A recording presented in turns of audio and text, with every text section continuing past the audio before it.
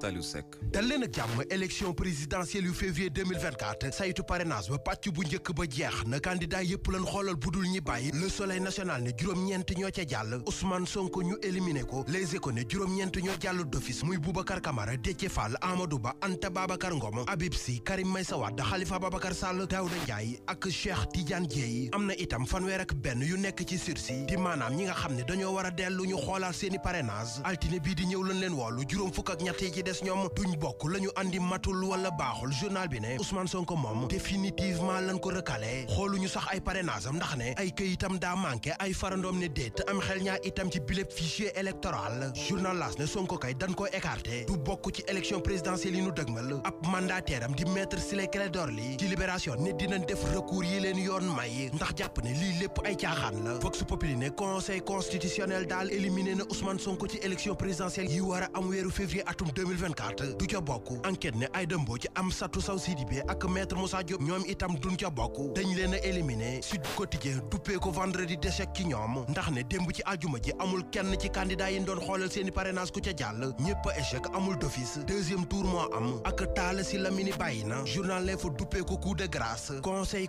constitutionnel dañu du xool dossier Ousmane Sonko ndax matul amul attestation bi jóge ca caisse de dépôt et consignation maître Ciré Clédor Ly ne ba ñuy xool dossier Ousmane Sonko moom mi nekk ab mandataire am fekkewu ko te loolee du dëgg du yoon it dafa jox dëgg Mame Mbaye Niang ci kaw Ousmane Sonko lii quotidien ne cour suprême moo fa jaar ci direct news Mame Mbaye Niang ne raggub deram moo ko taxoon a jóg fi mu toll ndegam am na dëgg pare na ja source a ne Ousmane Sonko daal li ko waroon ci dossier yoon moo bari cour suprême jox na dëgg Mame Mbaye Niang conseil constitutionnel jeexali mbiram ne ko doo bokk ci élection présidentielle yi nu dëgmal le quotidien ne lépp nag moo nga dooree ca Sweet Beauté ca diggante Ousmane Sonko ak Adji Sarr nekk li déclenché mbir mi ba tey ji ni conseil constitutionnel invalidé ab candidature am bés bi la journée ay farandom moom Ousmane Sonko kay fi mu toll ci Habib Sy Cheikh Tidiane Dièye wala Bassirou Diomaye Faye lañ bëgg a jafandu ngir sauver projet bi le quotidien ne projet bi kay tàbbi na géej ci yoon moo fa jaar ñeneen ñu setul wicc ci wàllu yoon Walf Quotidien nee na ñoo di Habib Sy Karim Meïssa Wade ak Khalifa Babacar Sall Bougane Gueye Dany moom ay doublon la am Tribune ne ba tey moom njiitul gëm sa bopp di Bougane Gueye Dany moo ngi ci course bi di lijjanti ay mbiram Abdourahmane Diouf itam ci ñin war a lijjanti seeni mbir la bokk dafa ami doublon ba tax mu bind conseil constitutionnel ab bataaxal ngir ñu defaat tirage ci ñu war a joyanti seeni parrainage ñu jàll ñun ci leneen wax ci leneen lu yitteel askan wi l'observateur ne ceeb bekk gaz bi ci la bokk journal Futur Média bi ne ceeb non parfumé bi cher na ba jéggi dayo gaz moom mel ni doom ju góor ci dëkk bi service régional commerce bu Dakar di ci andi leeral li leer te jéggi dayo moo di ñi dee ci géej gi bari na Les Échos ne diggante atum 2018 jàpp atum 2022 am na juróom-ñaari junni ak juróom-ñetti téeméeri doomu aadama yu faatu ci waaxe Espagne yi ci atum 2023 bi ñu génn lu jege ñeen fukki junni doomu aadama ñoo jël gaali looja yi utali Espagne ñii yegg na ñi ñu dëpp leen ña ca des moom ñàkk seen bakkan ci ndox mi borom charrette ba ñàkk bakkanam ca Medina Njaaj be la source a xëy di wax ci ay mbiram journal bi ne ay waay juróom nee nañ seen yaakaar lañ boom ku nekkoon lépp ci ñoom tax ñu sëgg sëngeem di ko jooy yi ngistal dëgg moo am léegi ci dëj yu bari ci réewum Sénégal enquête yéenekaay mi ci defub enquête moo xëy becc ko ci aw xatam journal bi ne ci réew mi am na ci dëj yoo xam ni soreewut ak ngénte puukare gu metti moo fay am na ñoo xam ne sax dañuy sàcc ci dëj yi Binta Ba di nettali waa enquête ne ca atum 2020 bi maamam bu góor gaañoo mu sëngeem di ko jooy ay nit fekk ko fa naan ko